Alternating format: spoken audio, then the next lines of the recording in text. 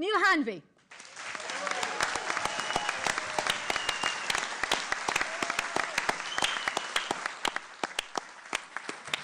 Oh, well, that was unexpected.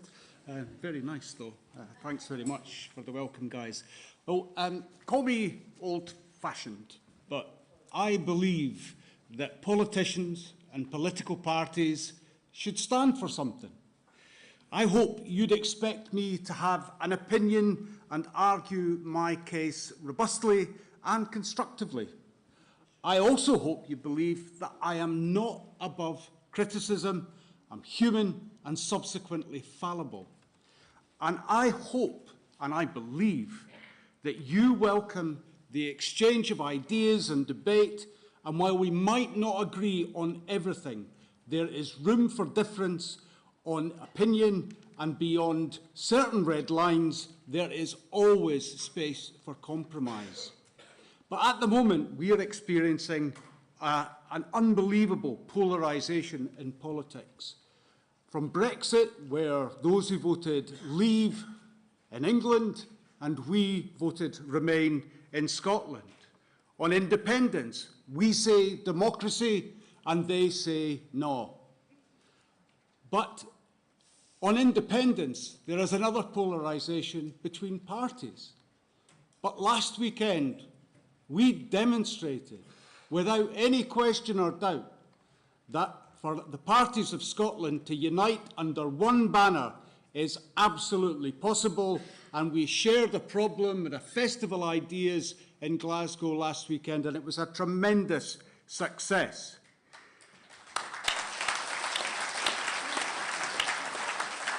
Now, when it comes to uniting the movement, the UK Supreme Court's decision last year is worthy of a constitutional battle. But the gender recognition reform, with limited support in Scotland, is not a matter for a constitutional rammy. As Alec encapsulated this position so clearly, self-determination must come before self-identification. And that's not the only challenge in this legislation.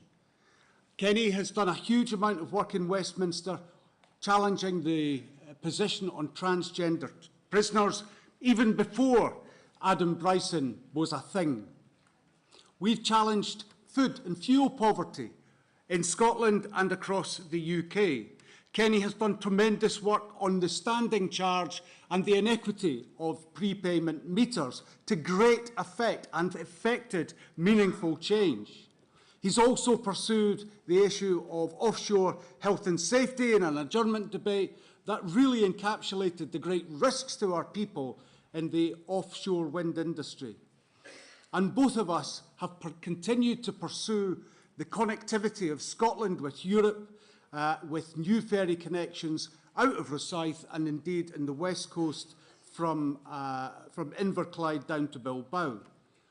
These are really important issues for us to begin the work on now, because they prepare us for our case for independence. There are helpful arguments to negotiate with the UK government. The resilience that's required for the port of Dover and how busy it has become. The environmental footprint of lorries rolling up and down the M1 between Scotland and England.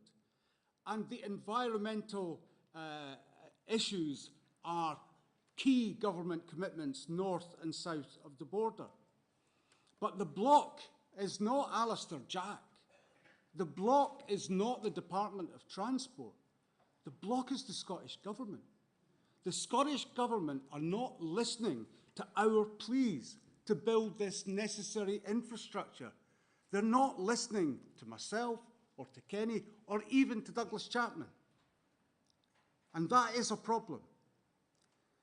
In terms of other issues that I've been pursuing locally, radioactive contamination in Dalgety Bay has been something I've been pursuing, as with the radiation incident in the UK nuclear weapons port on the west coast. The government hope it gets lost in the chaos and churn of different ministers as they flip from one Prime Minister to the next.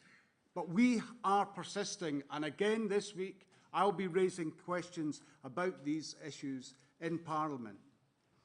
Other issues you might have heard about, and there's a bit of a hint a moment ago, but we put forward the St Andrew's Day Declaration in Parliament. There is nothing contentious for any independent supporting Member of Parliament in those words. There is no mention of a political party, only of the cause of independence of the people of Scotland. And as with the Self-Determination Bill, I was delighted to have support from friends in the SNP for that legislation. But I'm left with a question. Who wouldn't want to support these words or our ambition for Scotland? If you're serious about independence, why would you not support those initiatives? We, Kenny and I, are not the ones refusing common cause. We've also challenged international scandals with a perspective looking at the atrocities and the profiteering from war in the Yemen. And we continue to challenge Tory political and economic dominion over Scotland.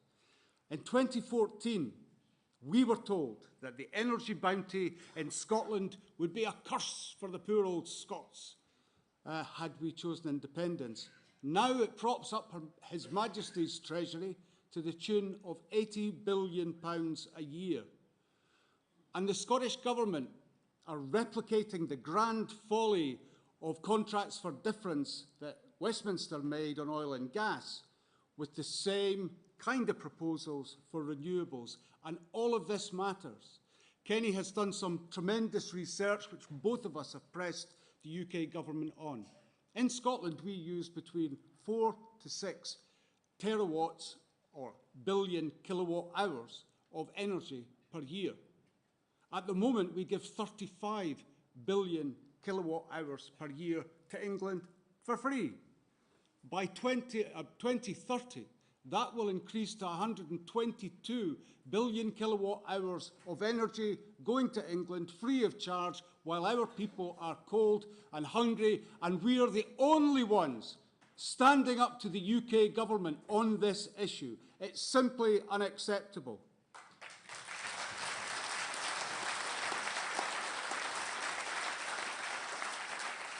And the benefits of the UK's welfare state don't even provide the basics, not even for those in in-work poverty.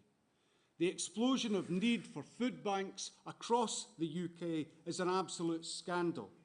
And they are now experiencing an inability to contain their costs.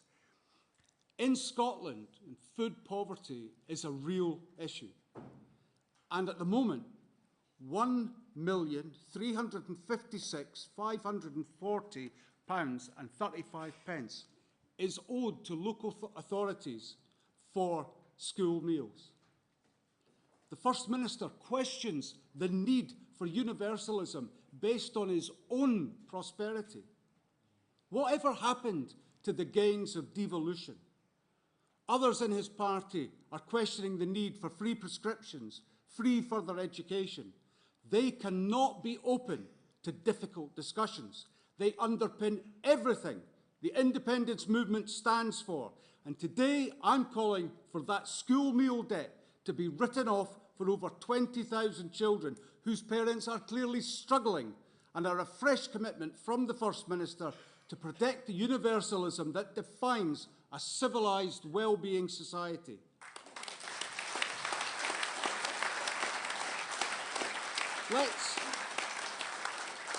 Let's up our party's campaign to eradicate poverty and call for free school meals for all Scotland's children here today at our Alba Party Spring Conference. It's all about priorities. And talking of priorities, the only time that I will work with Westminster Tories or Labour is when we open negotiations for independence. If the purpose of the SNP was to prop up any Westminster government, I can assure you I would never have joined in the first place. Change can only come when Scotland becomes an independent country, and that ends the poverty forced upon our people for generations in the past and protects them well into the future. Thank you, Conference.